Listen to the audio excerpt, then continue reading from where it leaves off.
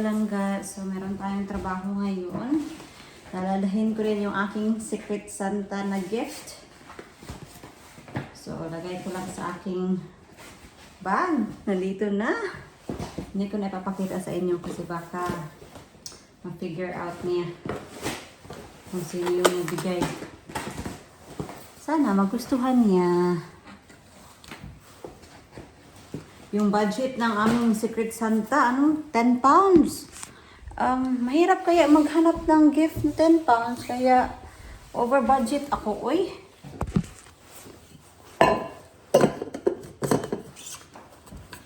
Okay lang na over budget, deserve naman niya. Yan. Right, let's go.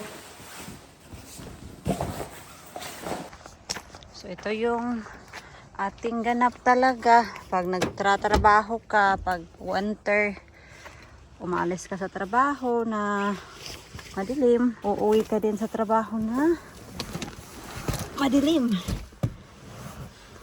So 6:51 na dito and it's 1 degree. Right, let's go. Mag-drive na ako mga loves. Kakadating ko lang galing sa trabaho. Nandito na yung mga parcels. So, nandito na din yung mga mga loves, yung the rest of the Christmas decoration. Pero tinatamad na ako. I'm thinking, next year ko na lang siguro to gagamitin tong mga Christmas decoration. Yeah, I think so. Hello, good evening. Kasi nandito na. Ang gagawin ko dito is ilalagay ko na lang sa loft.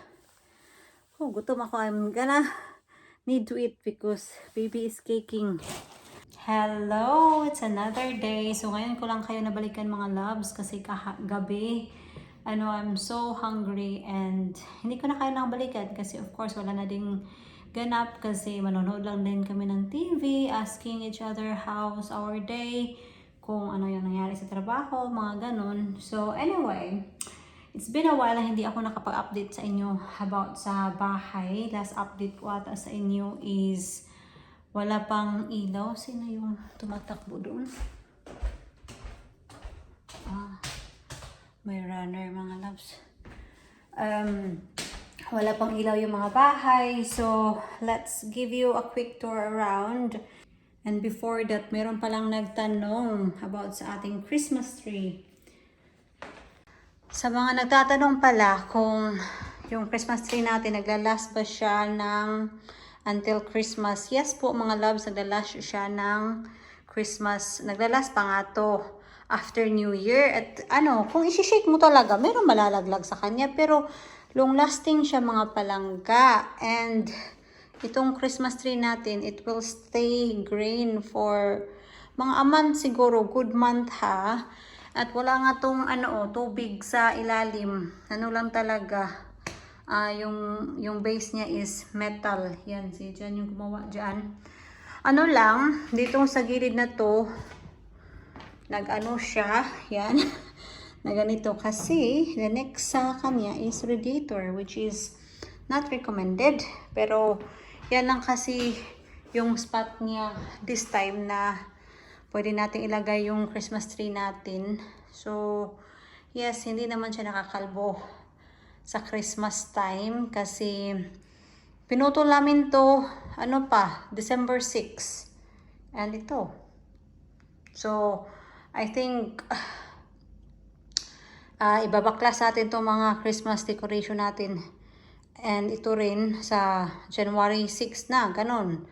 So, a month din. So, ipapakita ko sa inyo kung ano na yung pagmumukha nito sa January, okay? Pero I'm sure green pa din siya and sobrang bango niya mga palangga. Anyway, dito na tayo sa bahay. So, yung front room, yung media room natin. So, tapos na talaga sa anong tawag nito? Ay, nakalimutan ko ano yung tawag. Plaster. So, meron na ding paint yung ceiling. Yan. And meron na din siyang temporary lighting dito. So meron ng light.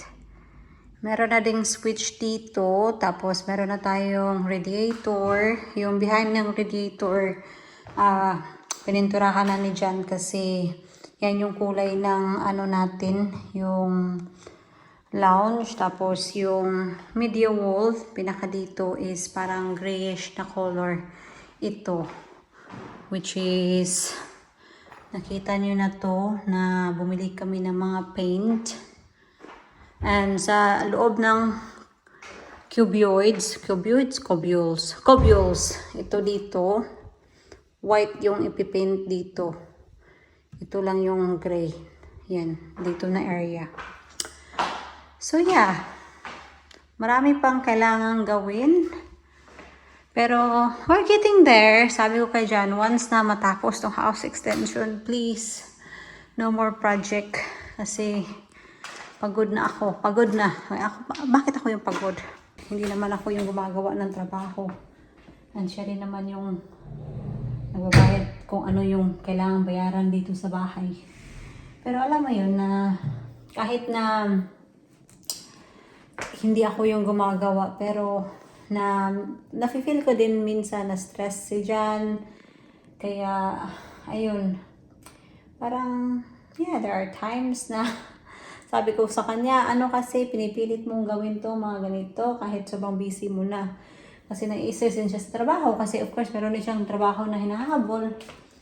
Anyway, sa ating utility naman, tapos na rin tayo sa plaster dito. Yan. This is the old part and this is the extended one. Yeah, yan. Meron na din tayong radiator, light. Dalawa yung light dito. Yan, yan, yan, yan. So, of course, it will be painted, all of this.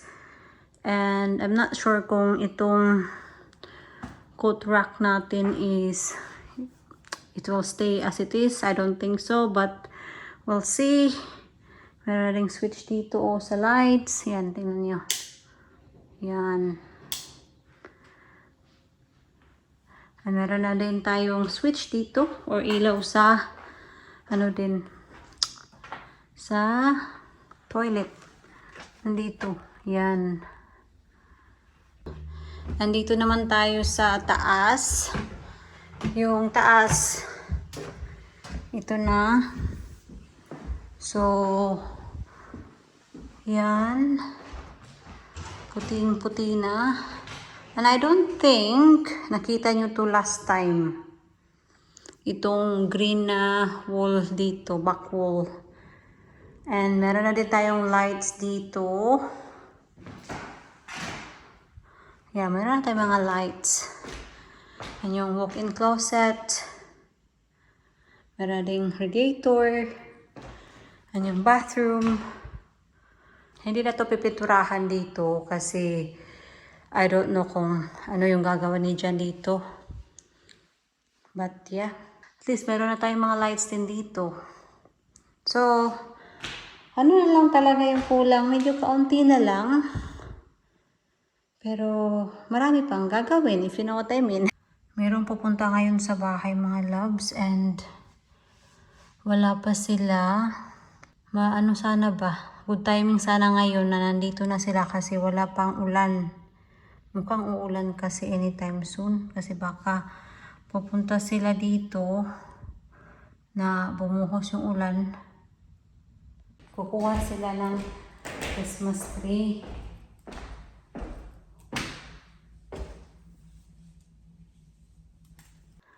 Ito na nga ba yung sabi ko mga loves, umuulan na ng malakas. Ay nako. So paano tayo makakuha ng ano dito? Ng Christmas tree. Pag ganito yung weather. Sinabihan ko naman sila na magdala sila ng boots nila kasi basang-basa yung ground. Naghihintay pa ako sa kanila mga loves. So ano na, 3:40 na dito ng hapon. Wait lang, parang yan. Parang blurry yung camera. So, turn on natin yung ating mga Christmas decoration. Yan. So, nag-text naman sila sa amin na malilate daw sila. Okay, hintay-hintay lang tayo. Ang inaalala ko lang talaga is mga dito, mga 4 o'clock. Didilim na dito. So, mahirap na magputol ng Christmas tree. So, hopefully, hindi naman sila, hopefully, they will be here anytime naman, no? Before natin makalimutan yung gift ko para sa kanila, ilalagay ko dito sa Tesco bag, pasensyahan nyo na. Kasi naubusan na kasi ako ng paper bag. So, meron kasi siyang anak, kaya, kaunting regalo lang, kaunting regalo ko para sa anak. Yan. I'm going to go show you here. Are you shutting the gate now? Oh, that one, yeah. Oh.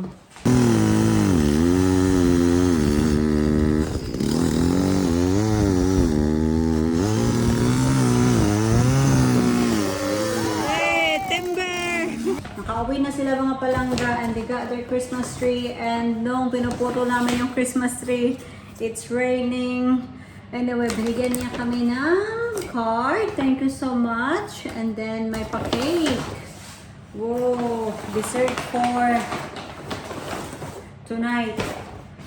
Ultimate cookies and cream cake. Wow. Masarap. I think I want to have this now. No.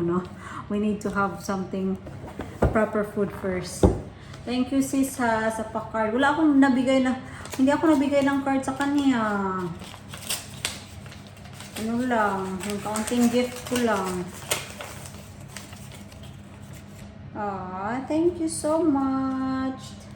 Thank you so much sa Christmas card. Wow. Ultimate cookies and cream cake. Ayan. Tapos na kami sa aming hapunan. So ngayon kami? I'm just going to go straight across. Okay. Wow.